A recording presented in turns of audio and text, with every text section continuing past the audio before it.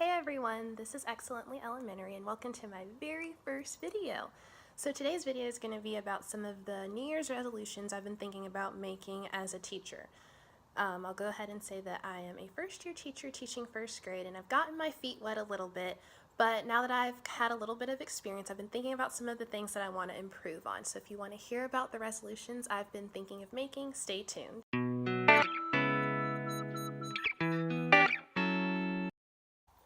So this video is a teacher tag started from Teacher Tales, and I'll link all of her information down in the description bar. She posts some really awesome videos, and the purpose of this video is to again share some New Year's resolutions. And I have 4 that I'm going to be sharing with you in this video. One is going to be something that I want to improve on as a teacher, and then I have 2 that I want to improve on for my students, and then 1 that I want to make better for my classroom. And I have my notes here because I don't want to forget any talking points, okay? So the first resolution I want to make is to be a better guided math teacher.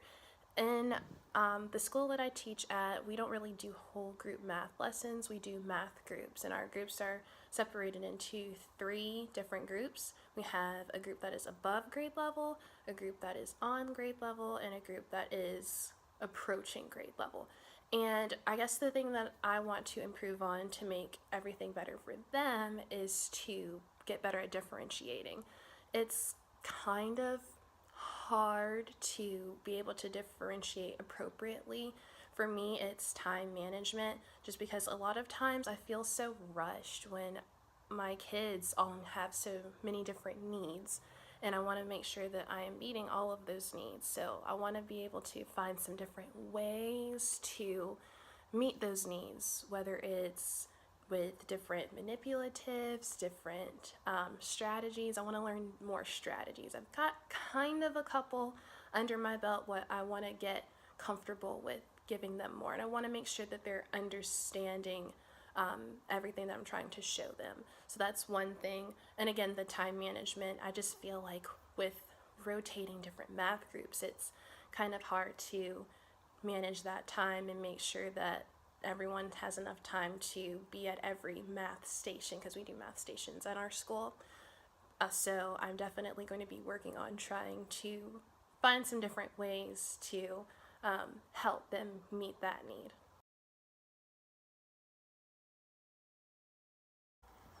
Okay, so resolution number 2, and again I have 2 of these, and this is for making things better for my students. So the first resolution that I have for number 2 is to, and again I'm looking at my notes, so if you see me looking down, I'm just looking at my notes. But one goal I have for my students is to give specific feedback. I just want to do better with meeting with my students individually about their progress. And just going over and setting goals for them.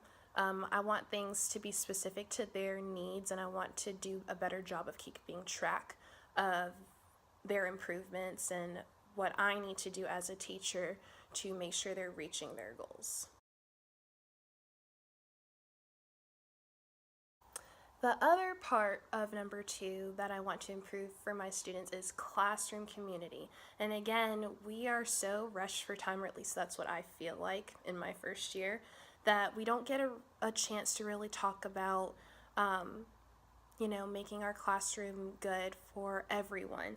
And I miss that time with my students. We did a lot of character education and a lot of icebreakers and lots of team building exercises in the beginning of the year, and I missed that time with my kids because that's when I really got to know them and got to know who they are, not just as students but as 6 and 7-year-olds, and I missed that time. So I want to maybe incorporate 5 to 10 minutes every morning talking about things like what it means to be a bucket filler. And I've seen so many Instagram posts and Pinterest posts and everything because I follow all of that stuff and I love getting new ideas, but I want to be able to incorporate those things into my classroom because that is something, those lessons are things that carry over into their whole life, and to teach them when they're young is very important. And again, I just miss that time with my kids. I feel like all I'm doing is just teach this lesson, teach this lesson, teach this lesson, but I want to make sure that I'm providing an opportunity for my kids to be able to just have those deep, unstructured conversations. I want to provide that space for them. So I definitely want to work on classroom community. So my third resolution is all about my classroom, and I'm sure every teacher can attest to this. We all want to make sure our classrooms are spotless, are nice and organized, and just look really nice and look inviting to be able to come into every morning when we come to work.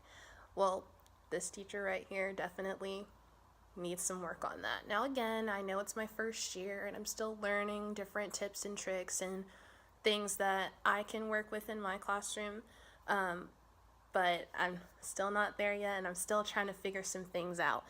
But at the end of the day, by the time I take my class to related arts or special areas, if you're not using the related arts term, my class is a hot mess. And I don't know, it's hard for me to be able to sit and get things done while they're in related arts, because that's my planning time. But it's hard for me to be able to get things done when my room is not really clean. So, and my kids do a pretty good job of cleaning up after themselves. I have taught them that, so they know that rule. But a lot of times I don't get to use my planning time to get a lot of stuff done. One, because a lot of our staff meetings are during our planning time. So if I have a meeting, then I obviously can't clean and get those things done. So I think a big thing that I'm gonna try to do is maybe at the end of the day, after they've gone home, and unless I have a meeting or something after school, maybe set aside 5 to 10 minutes to kind of tidy things up, make sure everything is back where it needs to go, and just maybe try to set up a system for myself so that when I can go from work to home, I can feel good about leaving my room the way that it is and come in fresh the next morning with a nice clean workspace, because for me that motivates me to do my best teaching when I have a clean space to work in, and I'm sure my students would prefer a space that they can learn in that is nice and clean and just a good atmosphere. Okay, so we've come to the end of this video. I would first like to give Teacher Tales a big shout out for putting this teacher tag together. I think it's very important for us as teachers to think about, the things that we want to improve on, because naturally as teachers we are always reflective and always are trying to get better. So I think that it was really cool of her to put together this teacher tag. If you have any suggestions for me or things that I could think of, because again, I'm a first year teacher and I will take suggestions, you can drop comments down below. Also, don't forget to like, comment, and subscribe so that you can see future videos and so that you can see when I have new videos coming up. Thank you so much for watching, and I look forward to seeing you guys in the future. Bye.